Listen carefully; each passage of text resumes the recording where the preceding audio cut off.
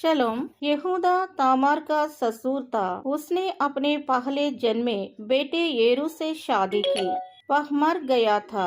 उसने फिर से अपने भाई ओना से शादी की। भगवान ने उसकी दुष्टात्मा के कारण उसे मार डाला। यहूदा का एक और पुत्र था, शेला, परंतु उसने उसे तामार को ना दिया। यहूदा ने उसे उसके मायके भेज दिया। तमर कई वर्ष से शीला की प्रतीक्षा कर रहा है। वह पवित्र जीवन जीती है। उसका किसी के साथ कोई अवैध संबंध नहीं है। उन्होंने किसी से शादी नहीं की। यहूदा ने कई वर्षों के बाद भी तमार को शेला ना दिया। तमार ने यहूदा को धोखा दिया।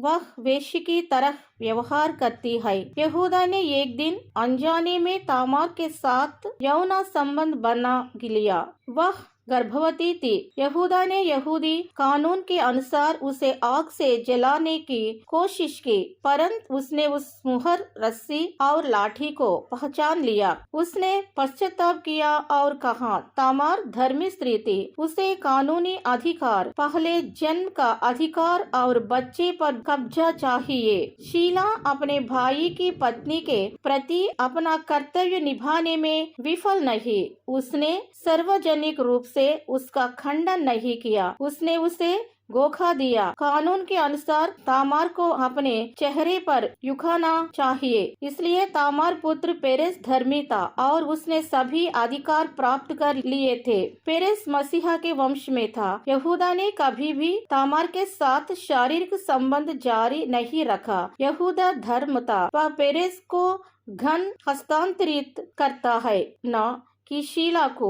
तमार ने कभी किसी से शादी नहीं की। वह पवित्र जीवन जीती है। इन सभी मुद्दों के कारण वह सजा से बच गई।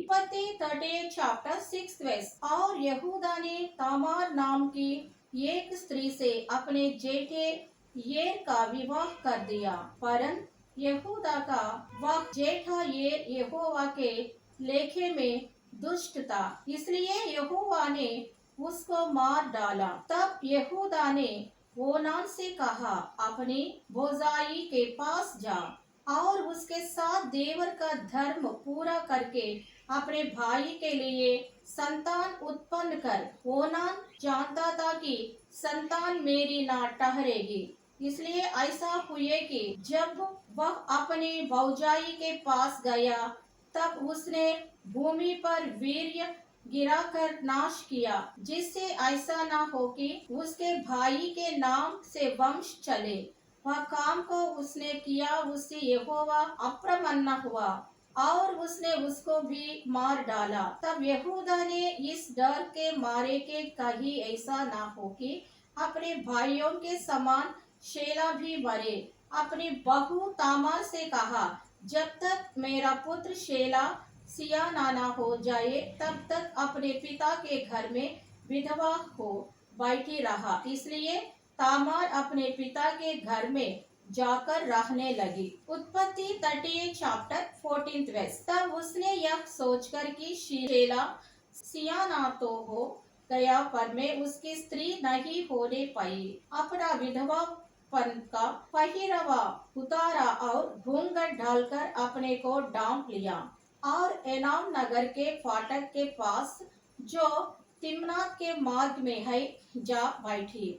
जब यहूदा ने उसको देखा, उसने उसके वेश्या समझी, क्योंकि वह अपना मुंह ढांप पे हुए थी। वह मार्ग से उसकी ओर फिरा और उससे कहने लगा, मुझे अपने पास आने दे, क्योंकि उसे यह मालूम न था कि वह उसकी बहू है। उसने कहा, यदि मैं तुझे अपने पास आने दो तो मुझे क्या होगा? उसने कहा, मैं अपनी बकरियों में से बकरी का एक बच्चा तेरे पास भेज दूंगा। तब उसने कहा, भला उसके भेजने तक क्या तू हमारे पास कुछ रहन रख जाएगा? उसने पूछा, मैं तेरे पास क्या रहना रखा जाऊँ? उसने कहा, अपनी मुहर और बाजूबंद और अपने हाथ की छड़ी। तब उसने उसको वे वस्तुओं दे दी और उसके पास गया और वह उससे गर्भवती हुई। तब वह उठाकर चली गई और अपना घूंघट उतार के अपने विधवायन का पशिरवा फिर पहन लिया। 38:24 लगभग 3 महीने के बाद यहूदा को यह समाचार मिला, तेरी बहू तामार के व्यभिचार किया है, वरन वह व्यभिचार से गर्भवती भी गई है। तब यहूदा ने कहा, उसके बाहर ले आओ कि वह जलाई जाए। जब उसे बाहर निकला जा रहा था, तब उसने अपने ससुर के पास यह कहला भेजा, जिस पुरुष की ते वस्तुओं है उसी से मैं गर्भवती हूँ। फिर उसने यह भी कहलाया, पहचान तो सही कि यह मुहर और बाजूबंद और छड़ी किसकी है। यहूदा ने उन्हें पहचान कर कहा, वह तो मुझे से काम दोषी है, क्योंकि मैंने उसके अपने पुत्र शेला से विवाह ना किया और उसने उससे फिर कभी प्रसंग ना किया। व्यवस्था विवरण 25th chapter from 5th verse एनवर्ड्स। जब कई भाई संग रहते हो और उनमें से एक निपुत्र मर जाए, तो उसकी स्त्री का विवाह परगोत्री से न किया जाए। उसके पति का भाई उसके पास जाकर उसे अपनी पत्नी कर ले और उससे पति के भाई का धर्म पालन करे। और जो पहला बेटा उस स्त्री से उत्पन्न हो, वह उस मरे हुए भाई के नाम का ठहरे, जिससे कि उसका नाम इस्राएल में से मिट न जाए। यदि उस स्त्री के पति के भाई को उससे विवाह करना न भाए, तो वह स्त्री नगर के फाटक पर वृद्ध लोगों के पास जाकर रहे, मेरे पति के भाई ने अपने भाई का नाम इस्राएल में बनाए रखने में मना कर दिया है और मुझसे पति के भाई का धर्म पालन करना नहीं चाहता।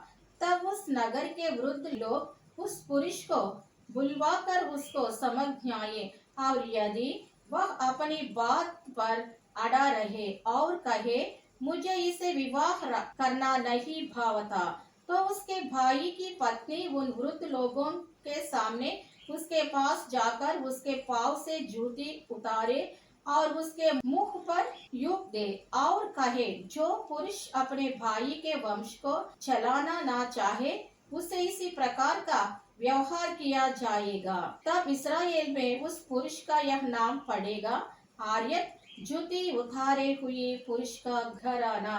लव्य व्यवस्था 18 चैप्टर 12 वर्स। अपने बहू का तन ना उघाड़ना, वह तो तुम्हारे बेटे की स्त्री है, इस कारण तुम उसका तन ना उघाड़ना। लव्य व्यवस्था 28 चैप्टर 12 वर्स। यदि कोई अपनी पतोहू के साथ सोए, तो वे दोनों निश्चय मर डाले जाए, क्योंकि वे उलाटा काम करने वाले ठहरेंगे और उनका खून उन्हीं के सिर पर पड़ेगा। व्यवस्था 23rd चैप्टर 17th वर्स। इस्राएली स्त्रियों में से कोई देवदासी ना हो और न इस्राएलों में से कोई पुरुष ऐसा बुरा काम करने वाला हो। हालेलुया। धन्यवाद।